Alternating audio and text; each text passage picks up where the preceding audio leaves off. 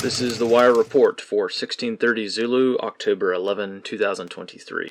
Precedence is routine. Information cutoff date is 1530, October 11th, 2023. Bottom line up front. Israel strikes targets in Syria and Lebanon. Finland detects undersea pipeline attack.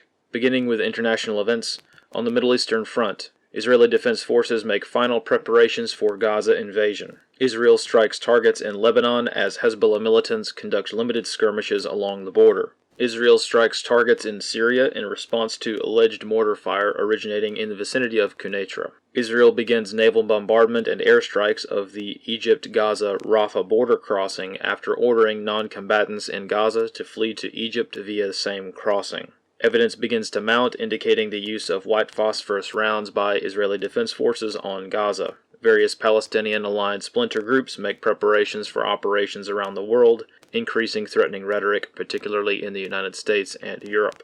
United States Carrier Strike Group 12 arrives on station in the eastern Mediterranean. The 101st Airborne is reportedly preparing to deploy to Jordan. Various United States Special Operations units are already deployed to Israel. The HMS Prince of Wales Carrier Strike Group departs Norfolk, Virginia, possibly also to deploy to the Med at a later date. On the European front, clashes erupt at protests as conflict escalates in the Middle East. The United States sends an additional $200 million to Ukraine. On the Baltic front, Finland alleges deliberate pipeline sabotage after detecting a pressure drop in the Baltic Connector pipeline on Sunday. This pipeline transports liquid natural gas between Finland and Estonia. On the Balkan front, Bosnian nationalists rally in Sarajevo to support Palestine on the eve of high tensions in the region. Before the Israeli war, tensions between Bosnia and Kosovo flared, resulting in border clashes that injured demonstrators. On the home front, in the United States, California creates and implements the Ebony Alert, a dedicated Amber Alert for missing black children. This is the first emergency service to prioritize response based on race.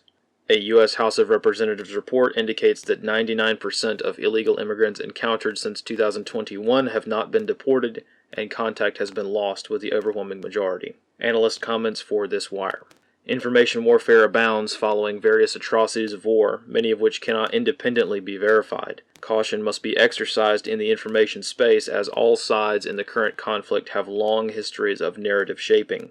Outside the immediate war zone, tensions will continue to grow as both sides demonize any attempt at neutrality. Many U.S. politicians and pundits have shared uncorroborated stories, old videos, and completely false information on social media, with no concern for verifying most of the information they are repeating.